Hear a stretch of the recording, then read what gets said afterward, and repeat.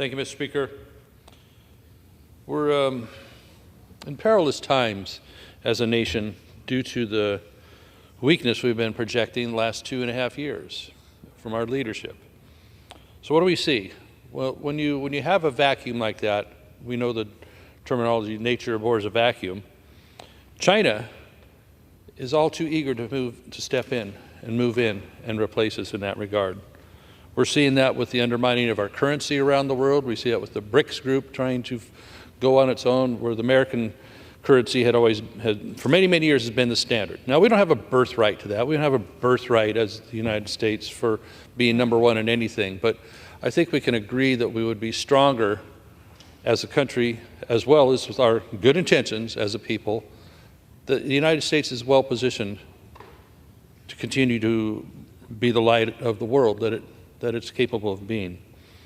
But with bad leadership, with poor leadership, we allow others to come in and replace us in that role. China is seeking to do so on so many things: manufacturing, food. And that's what I'd like to talk about today, is food production. At the same time as Western countries are saying we need to blame agriculture for climate change, which basically means CO2 production. And I'll remind you once again, carbon dioxide is only 0.04%, 0.04% of our atmosphere. And all hysteria over that is that it's somehow going to be the end of us as a people, the end of the earth. It's only grown a minute amount. But they would have us cut 1/3 of agriculture in this country. John Kerry, the so-called czar, as he flies in his private jets to yet another fancy event in Davos to talk about climate change, along with hundreds of other private jets, would have us cut 1/3 of our agriculture in this country.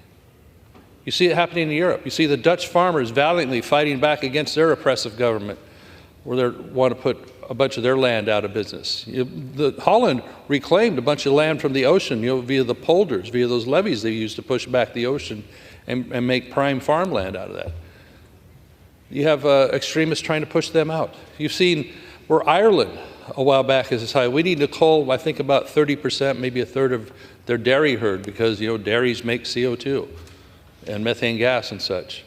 Well, there was a time in this country where we had way, way more buffalo on the plains than we do have currently with beef and dairy cattle. That's an interesting stat.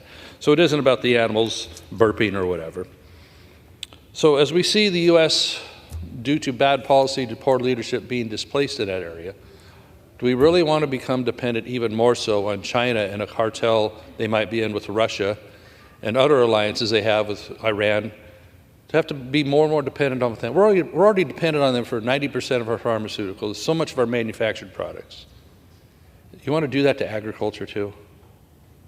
It makes no sense. Yet I see happening in my home state of California, where California produces so many of these great crops here. 90+% that Americans rely on comes from California. We saw just last year in 2022 that due to the decisions made by Bureau of Reclamation and others, and environmental groups, that the water got cut off from Shasta Dam and other federal project water to much of agriculture. We saw, just an example of rice, for example, that normally about 500,000 acres of rice are grown in California. They cut that number in half to 250,000. 250,000 acres out.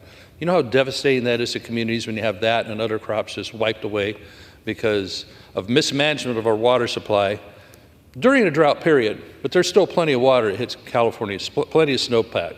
We were certainly blessed with a lot this year, and that made things good for the 23 crop. And we're still having a decent carryover, it looks like, as we watch if they're going to fritter the water away in this time of year, as they have to lower the lakes to have a flood control level, conservation level. Indeed, the water that could be used for other things is just now going out to the ocean, as so much of it is. So it's a water management issue, it's a leadership issue. So where's this food going to come from? They want to continue to take dams out. I heard a colleague here yesterday saying, like, well, these dams haven't been maintained over the years. Well, it's because that's purposeful. If the government doesn't put forward the dollars and the effort and the permitting process to maintain and keep dams upgraded. Yeah, after 40 years they can deteriorate. Then someone decides, well, it's going to be too expensive to revamp the dam, to bring it up to spec. So let's just go ahead and tear it out. That's what they want to begin with. Where is our food going to come from if we don't have the dams, the water storages, our hydroelectric power, all those things? It makes no sense what we're doing. Gentleman's time has expired.